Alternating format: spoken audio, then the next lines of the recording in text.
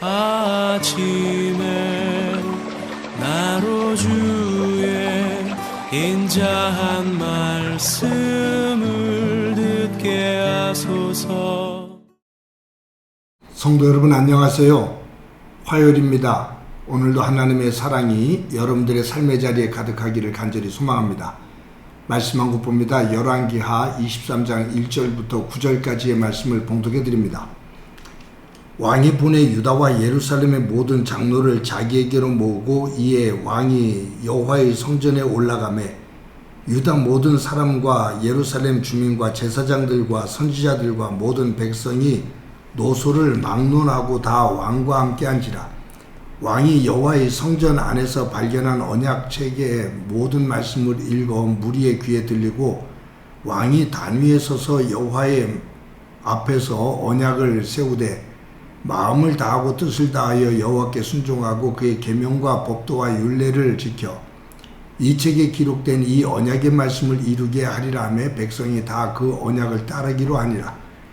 왕이 대제사장 hil기야와 모든 부제사장들과 문을 지키는 자들에게 명령하여 바알과 아세라와 하늘의 일월 성신을 위하여 만든 모든 그릇들을 여호와의 성전에서 내다가 예루살렘 바깥 기드론 밭에서 불사르고 그것들의 죄를 베들로 가져오게 하고 옛적에 유다 왕들이 세워서 유다 모든 성읍과 예루살렘 주위의 산당들에서 분향하여 우상을 섬기게 한 제사장들을 폐하고 또 바알과 해와 달과 별대와 하늘의 모든 별에게 분향하는 자들을 폐하고 또 여호와의 성전에서 아세라 상을 내다가 예루살렘 바깥 기드론 시내로 가져다 거기서 불사르고 빻아서 가루를 만들어 그 가루를 평민의 묘지에 뿌리고 또 여호와의 성전 가운데 남창의 집으로 헐었으니 그곳은 여인이 아세라를 위하여 휘장을 짜는 처소였더라. 또 유다 각 성읍에서 모든 제사장을 불러놓고 또 제사장이 분향하던 산당을 게바에서부터 브엘세바까지 더럽게 하고 또 성문의 산당들을 헐어버렸으니 이 산당들은 그 성읍의 지도자 여호수아의 대문어기 곧 성문 왼쪽에 있었더라. 산당들의 제사장들은 예루살렘 여호와의 제단에 올라가지 못하고 다만 그의 형제 중에서 무교병을 먹을 뿐이었더라. 아멘. 장로교 창시자인 칼빈은 교회는 날마다 개혁해야 된다라고 말을 했습니다. 우리들은 개혁이라는 이 단어를 모든 것들을 다 바꾸는 모든 체제와 기존에 가지고 있는 그러한 것들을 다 무너뜨리고 새 판을 짜는 것으로 생각을 해요. 모든 것들을 다 무너뜨리고 체제를 새롭게 하는 것은 혁명이죠. 이 개혁과 혁명에는 커다란 차이가 있습니다. 개혁은 그 가지고 있는 개혁이라는 단어를 보면 가죽의 그 모습을 드러내게 하는 거잖아요. 그러니까 본질을 가지고 그 가지고 있는 기존의 모든 체제들을 가지고 그것의 근본적인 원형, 원래 뜻했던 것, 거기에서 깨지고 또 이그러진 그러한 모습들을 다시 재정비해서 그 원래의 모습으로 돌아가는 것, 그것이 개혁입니다. 그런 의미 속에서 기독교는 계속해서 개혁이 일어나야 돼요. 근데 그 개혁의 본질의 중심, 그 원형이 뭐냐 하면 하나님의 말씀입니다. 루터가 종교개혁을 일으키고 칼빈이 종교개혁을 함께 동참하게 된 것은 로마 카톨릭이 하나님의 말씀, 그 본질로부터 벗어났다 그 말이에요. 거기에 인간적인 것들이, 인위적인 것들이 들어와서 원형을 깨고 흐트러뜨렸다 그 말이에요. 그것을 다시 원모습으로 돌아가도록 돌려가자. 새롭게 그 원형을 만들어 가자라는 것이 종교개혁이죠.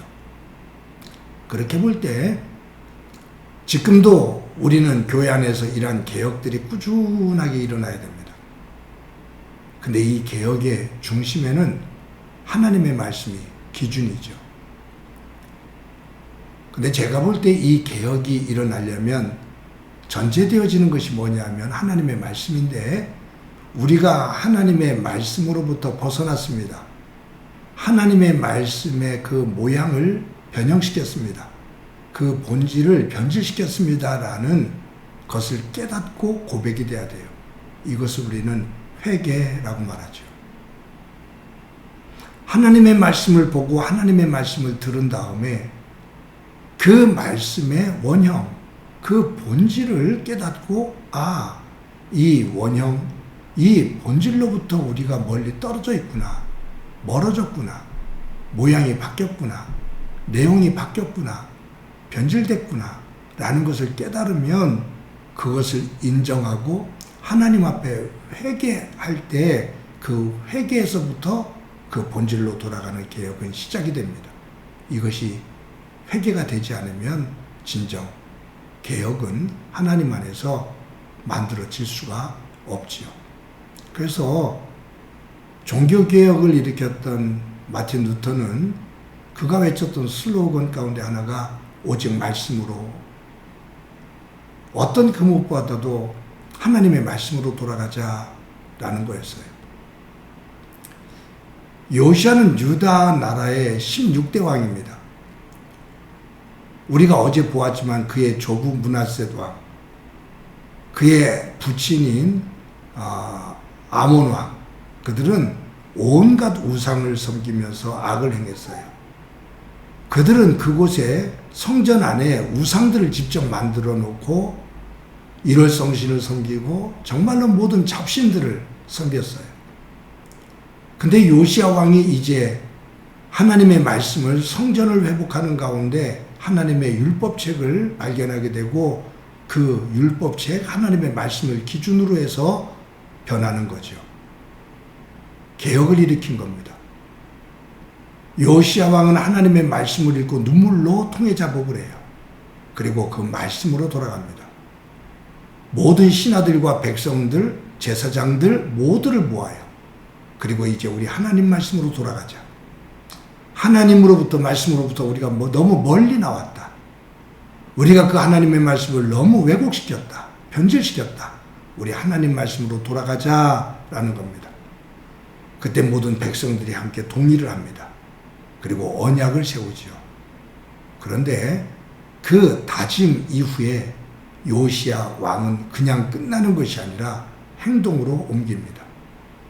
성전 안에 있는 모든 우상들을 다 제거합니다. 조부와 아버지가 만든 성전 안에 있는 우상들을 다 제로를 만들어서 그것을 갖다가 평민들의 묘지에 뿌립니다. 즉 죽었다 그 말이에요. 이제는 없다 그 말이에요.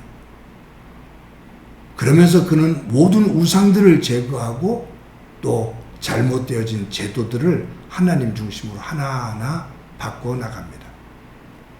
그런 의미 속에서 진정한 회개는 잘못했습니다라고 고백하는 것, 그것으로 끝나는 것이 아니라 그 잘못된 자리로부터 일어나 나가는 것, 잘못된 방향으로부터 돌아서는 것, 잘못된 것을 고쳐 그것을 하지 않는 것. 그래서 진정한 회개는 내 고백과 함께 내 행동의 변화가, 삶의 변화가 따라야 됩니다. 하나님께서 내가 거룩하니 너희도 거룩하라 하신 이 말씀. 그래서 하나님의 사람들, 백성들을 성도, 거룩한 무리라고 하죠. 왜냐하면 하나님의 거룩함을 닮아가는 사람들이기 때문입니다.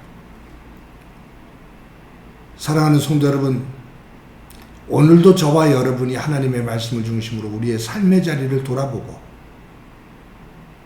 하나님의 말씀으로부터 멀어진 것, 하나님의 말씀을 왜곡시킨 삶의 내용, 그것이 깨달아지면 그것을 인정하고 고백하고 하나님의 자리로, 하나님 계신 그 자리로 돌아오고 깨어지고 이그러진 부분들을 다시 말씀 안에서 바르게 세우는 가운데 하나님의 복된 백성으로 우뚝 서는 소중한 날이 되어지기를 소망합니다.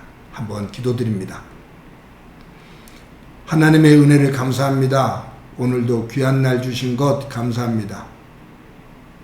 하나님 아버지, 요시야가 하나님의 율법책을 읽고 회개하며 그와 그의 삶의 자리, 나라 전체를 하나님 말씀 중심으로 변화시켜 나가는 모습을 보게 되는데, 우리들이 오늘 하루를 살 때도 이와 같은 거룩한 변화를 만들며 살아가는 귀한 날이 되도록 은총 베풀어 주옵소서.